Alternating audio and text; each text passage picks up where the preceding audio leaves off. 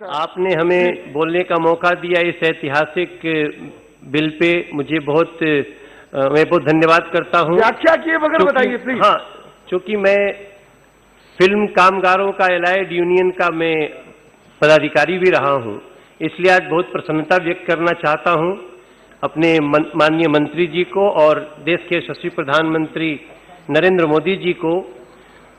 जब उन्होंने one nation one ration शुरू किया तभी लग गया था कि एक बड़ा विजन डॉक्यूमेंट आने वाला है। इसमें मैं मजदूरों के उनके अधिकार, जो मजदूर भाई को उनके अधिकारों की जानकारी नहीं है, पूरा सदन इस बात को कह रहा था। मैं सबसे प्रार्थना करना चाहता हूं सभी एम्प्लॉइज से, मजदूरों से, फिल्म कामगारों से, महिला कर्मचारियों से कि आप इस बिल को गीता कुरान की तरह पढ़ें।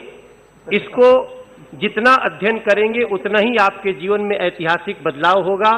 और अंतिम बिंदु है मेरा, अच्छा है मेरे बोलते बोलते आसन पे परिवर्तन हो रहा है और देश में भी बहुत बड़ा ये बहुत सुखद है।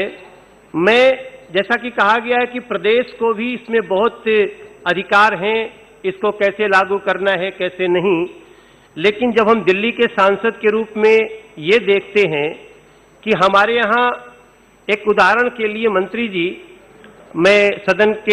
मैं माननीय सभापति जी के मार्फत मंत्री जी को याद दिलाना चाहूंगा कि यहाँ कंस्ट्रक्शन लेबर होते हैं।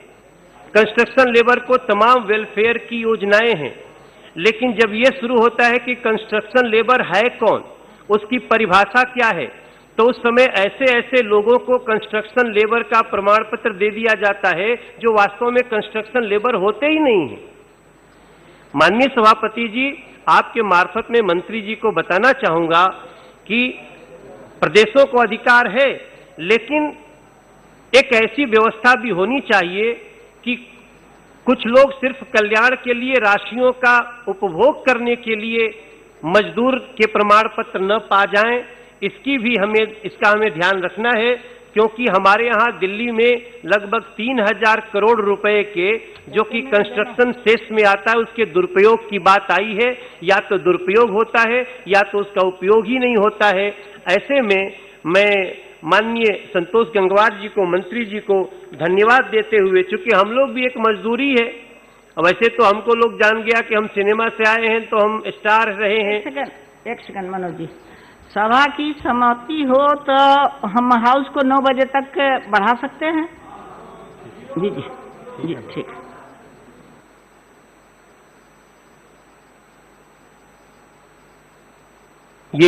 जी धन्यवाद सभापति जी।